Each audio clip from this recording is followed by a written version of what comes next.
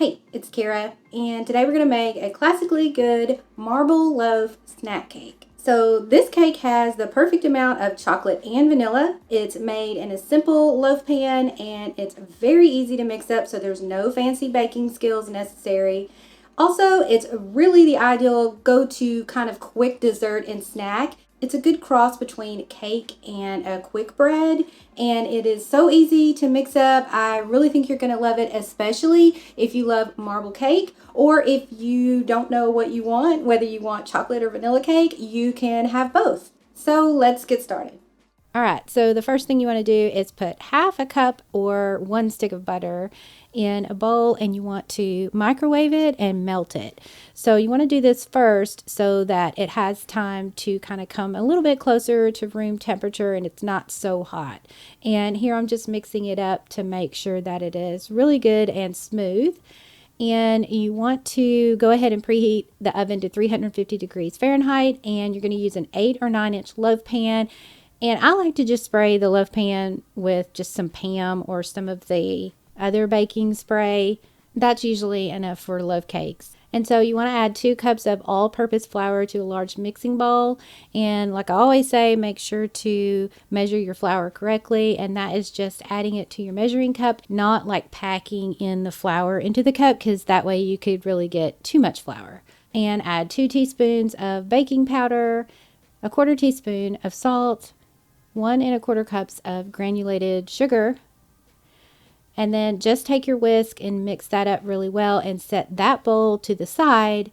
And then in another bowl, you want to crack 2 large eggs into it. And I do this in a separate bowl just in case I get any sort of eggshells in there. I can easily pull them out and it's not already integrated into the cake batter. And try to do this a little ahead of time so that they can come to room temperature before you start mixing your batter.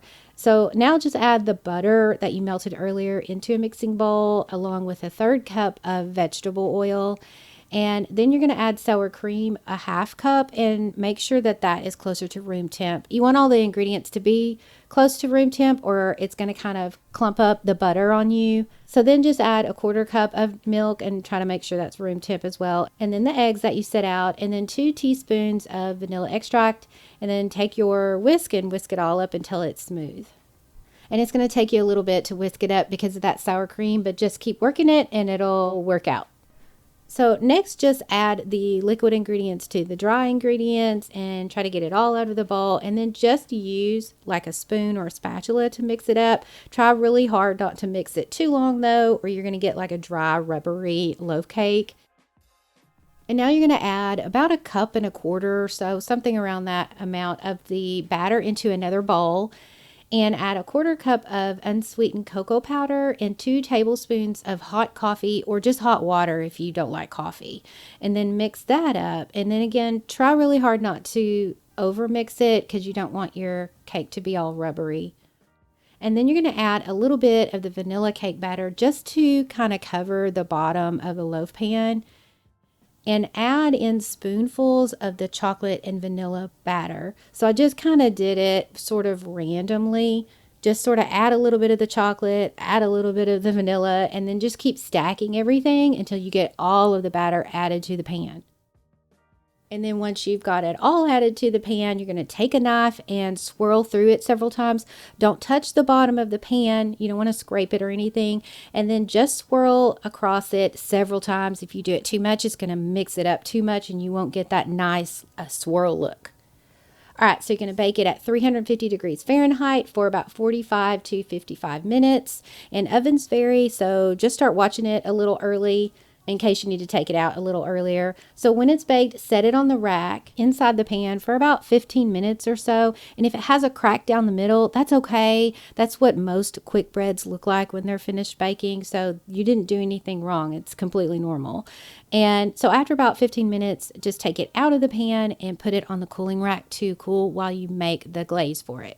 And so for the glaze, I'm just using a 1/2 cup of semi-sweet chocolate chips. And I use several tablespoons of heavy cream. You just kind of have to work with what you have and add more if you need to later on. But you want to melt this over low. Be careful not to heat it too much because you don't want to boil it. You don't want to scorch the chocolate. But just melt it until everything is really smooth. And then check it and See here, it's really kind of thick, so I went ahead and added a little bit more heavy cream. And you can just play it by ear here and then just mix it after each addition until you can get the consistency that you want.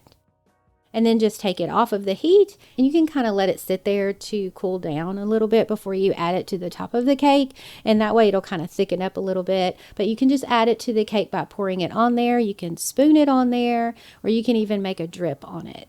If you make this recipe, I'd love to know what you think. As always, you can find the link to the recipe in the description below. It'll even have a button to click to convert it to metric if you need that. Happy baking, and I will see you next time. Bye.